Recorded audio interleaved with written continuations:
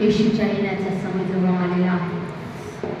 पश्चाताप करा, आज गरज आहे. जर आम्ही चुकलो बी असेल, जर आम्ही काही जरी वाईट केलेलं असेल, तर प्रभू येशू म्हणतो पश्चाताप करा, कारण की देवाचं राज्य जवळ आलेलं आहे.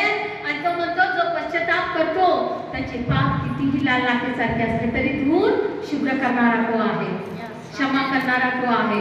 आणि म्हणून पश्चाताप करायचा आहे. चुकणारा प्रत्येक व्यक्ती आहे, चूक प्रत्येकाकडून होते, पण ती समजून सोडून देणे हेच गरजेचं आहे.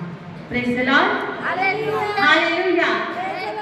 त्याला धरून ठेवणे म्हणजे त्या खाई चालून जाण्यासारखा. चूक सगळ्यांकडून होते, पण ती समजून सोडून देणे, देवाला क्षमा मागणे, गुडघे टेकणे हे मनुष्यासाठी योग्य आहे.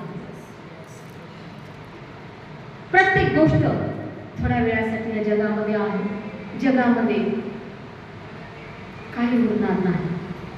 मग सगळी वेळ आपण वाट पाहिली आणि येशूच्या येण्याच्या वेळेला जर आम्ही चुकलो तर काय झालं? का सगळं वाया गेलं? एवढ्या वर्षांनी आम्ही काय करत येशूकडे आलोय, विश्वास घेऊन येशूकडे आलोय, काय काय करत आलो आहे.